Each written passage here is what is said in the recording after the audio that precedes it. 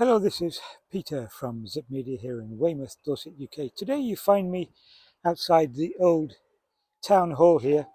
In the lower level, they are having a showcase for the dig that's been taken here recently.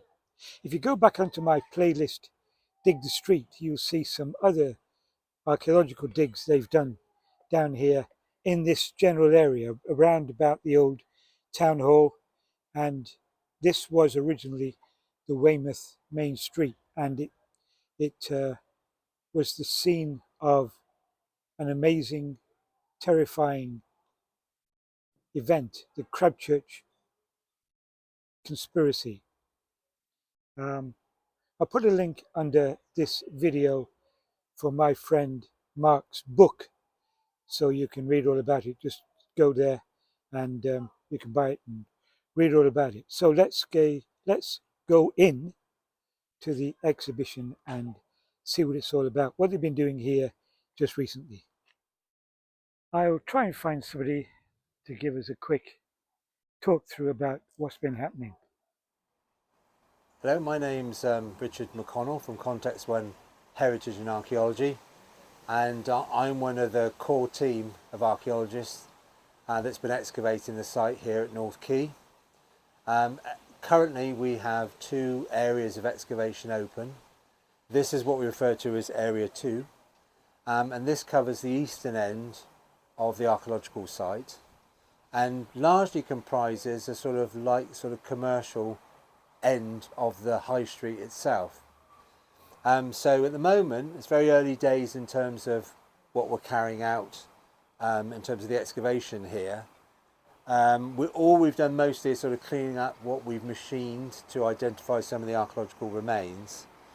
One of the sort of oldest parts so far of this end of the site is the presence of what became the Phoenix building, or the Phoenix warehouse. Right. That was here in the sort of late 18th, early 19th century. The warehouse itself went through many sort of uses and forms and so on, but the last sort of iteration, or near the last iteration of the building itself, certainly in the 1880s, was the home of the Phoenix Aerated Water Company. And we found some evidence of that period of use here in the trench, particularly in what used to be part of the cellar of that building. Now, we've only got one tiny corner of the building itself and one short stretch of wall, but what we do have is part of that wall is actually encompassing what would have been a cellar. We know it was about 1.3 meters deep from the present ground surface, and it was completely full of glass.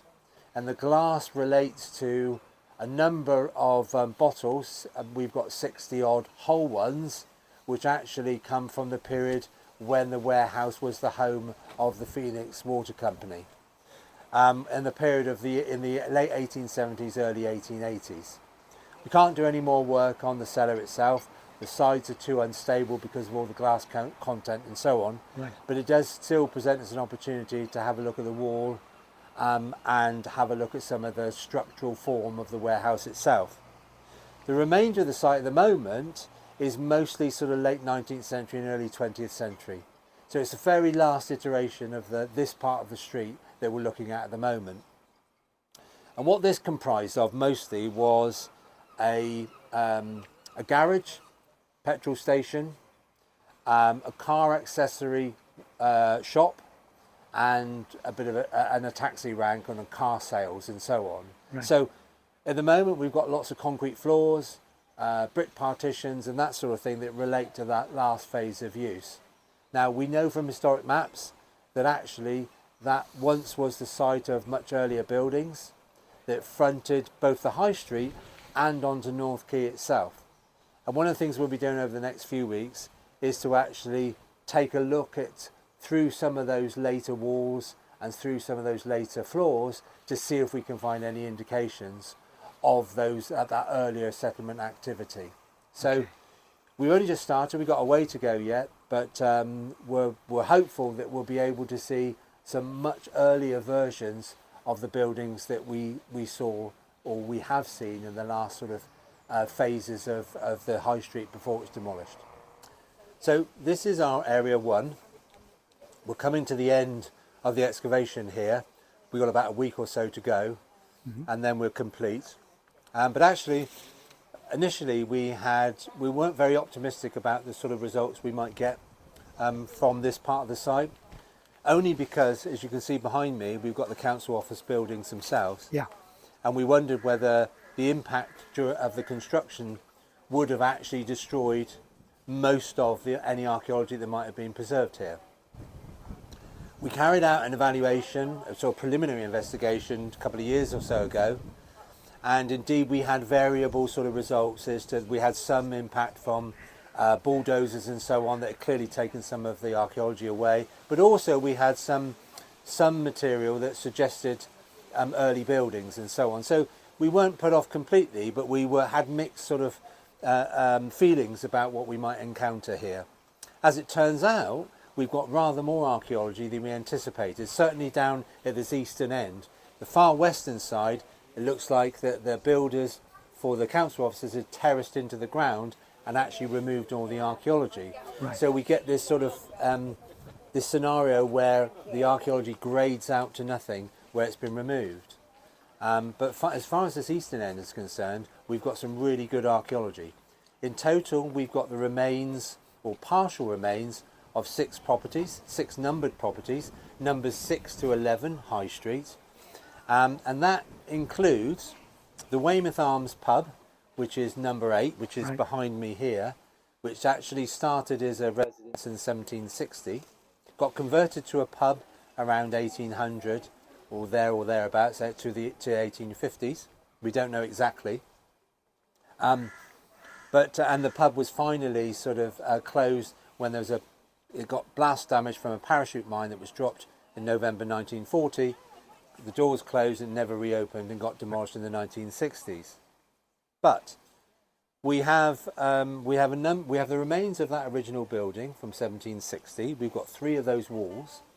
But interestingly, inside one of the back walls, very close to the back wall, is a well. The well precedes the pub itself and the property itself. We think it might well be medieval, possibly medieval, late medieval. We have a floor plan, an old floor plan of the building, and it would have been under the staircase. So very impractical in terms of its use. But we have found a Victorian pipe that runs from it to outside the back wall, and we think it was connected to a pump, so water was drawn off from the pump outside the property itself. Right. Now,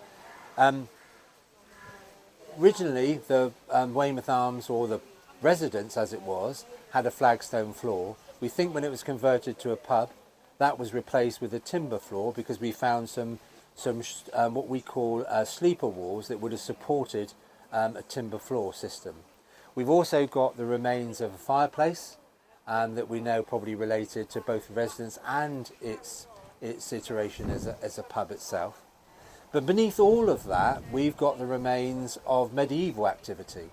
And in particular, we've got several sets of drains, stone-lined drains with stone cappings, that was certainly predated the building in its entirety. We've had medieval material from them. We think they related to earlier properties that were here. And in fact, under the wall of the Weymouth Arms itself is a demolition material that is dated to the medieval period. But interestingly also, beyond that, we have quite a deep ditch or a series of pits, which is much earlier again. We don't know what date those are at the moment. We think it could have related to, if it's a ditch, probably relates to some sort of boundary, but it doesn't tie in with anything that we know about the sort of later property boundaries and the burgage plots, the medieval plots that were here. Right. So at the moment we don't quite understand its function. So that's the Weymouth Arms, which was probably at the heart of the High Street itself. But further along we have 3 other properties, 2 of which we know were 17th century buildings when they were demolished. But what we found is that they probably sat on much, much earlier remains, and certainly we found some walls which we think probably relate to medieval buildings. Right. In one of those buildings, in the footprint within one of those buildings, we've now discovered a whole series of floor surfaces that were definitely medieval. So, and they're burnt patches as well of like hearth rakings or hearth in situ hearths. We've got lots of crushed shell that's embedded into the surfaces and so on, and they're incredibly thin. I've only probably seen about another 2 examples of those floor surfaces over the course of about 30 years of excavation.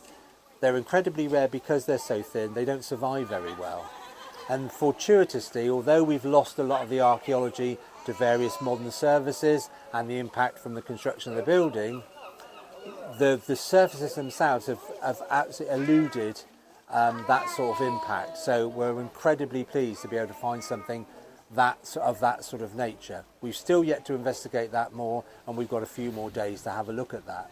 So all in all, this section of the High Street has been incredibly productive, when in fact we were quite pessimistic about the sorts of level of archaeology and the preservation that we might expect. So we're just about to finish up this section, and then later on in about a week or so we move on further west, where we'll get the opportunity to see more of the High Street in terms of the frontages of buildings either side of the street itself. And hopefully we're going to put a section across the old road to see if we can work out the origins of the road itself, and it will help us with the sort of evolution of the High Street and the evolution of Weymouth. So, what do you think of that? Fascinating history down here in the old Weymouth High Street. I'll see if I can get into the exhibition hall and see what they've dug up. You can see there are a lot of people queuing outside to go in and see the displays.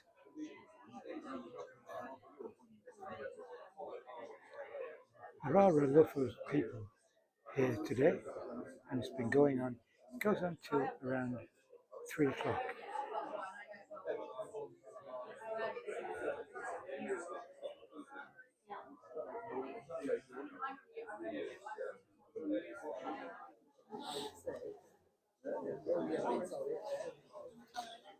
These are some of the exhibits here in the old town hall here in Weymouth. As you see, it's very crowded today, which is a good thing because more people are interested in local history.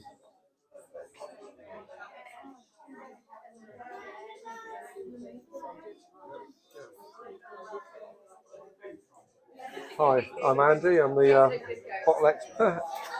These are basically the bottles that were found in the cellar of Right. So they've got a special mechanism to open and close. Yes, they have. There's a few different types here, but they all basically work the same way. They were filled on a machine where you would put them in upside down, Right. And then you turn it 360 degrees. When the bottle was upright, then it would inject a little bit of syrup and the carbonated water under pressure. Right. And then you would then invert it again, take the bottle out, and the pressure Would seal would it. seal it inside. Yeah, push it down, and then you would have obviously these indentations in the bottom on this one, or in the neck on this one, and then you pour it out, and that would hold the stopper back so you can pour out the drink. And how many of these were found on the There site? were 66 found in total. Some of them are damaged, some of them are in better condition than others. They're basically all out of the cellar Right. of the Phoenix Mineral Water Factory, which was Right. in the Phoenix warehouse Yes. at that time. They all seem to date from the 1880s, earliest ones being about 1882, 1883, and the later ones around sort of 1888. Nothing here that's after that date. Right. Okay. All right. Thanks for the interview. Here is more detail about the digs and things that were found.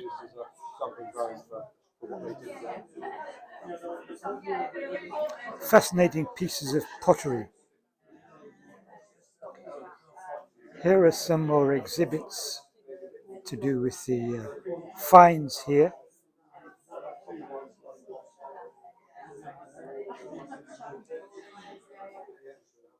And this is the video that is here at the exhibit.